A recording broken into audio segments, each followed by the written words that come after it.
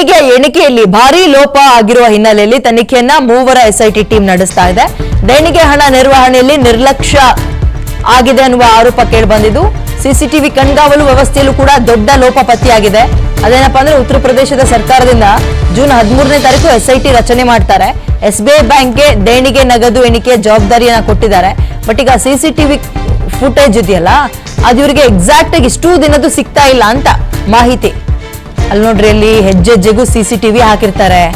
ಅಯೋಧ್ಯೆ ರಾಮ ಮಂದಿರ, ಆ ಉತ್ತರ ಪ್ರದೇಶದ ಮಾತ್ರ ಅಲ್ಲ, ಇಡೀ ಭಾರತದ ಜನ ಒಂದ್ಸಲ ಅಯೋಧ್ಯೆ ಕಾಶಿಗೆ ಹೋಗ್ಬೇಕಲ್ಲ, ಹಂಗೆ ಅಯೋಧ್ಯೆಗೂ ಹೋಗಿ ಬರ್ಬೇಕು ಅನ್ನೋದನ್ನ ರೂಢಿ ಮಾಡ್ಕೊಬಿಟ್ರು.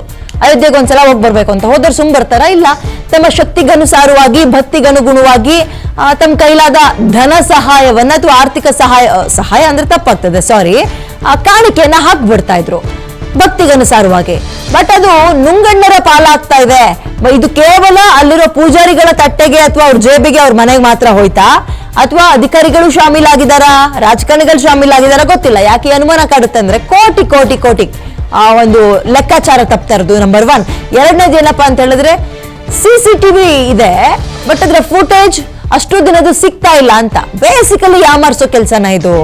ಆಮೇಲೆ ನೋಡ್ರಿ, 15,000 ಸಂಬಳ ತಗಂತ ಇದ್ದ ಪೂಜಾರರು, ಅರ್ಚಕರು ಅಥವಾ ಆ ದೇಣಿಗೆನ ಸಂಗ್ರಹ ಮಾಡುವ ಟೀಮ್ ಏನಿತ್ತು, ಅವರೆಲ್ಲ 1 ಕೋಟಿ 1.5 ಕೋಟಿ ಕೊಟ್ಟು ಭೂಮಿ ತಗೊಳ್ಳೋದು, ಫ್ಲಾಟ್ ತಗೊಳ್ಳೋದು ಮಾಡ್ತಾ ಇದ್ದಾರಂತೆ.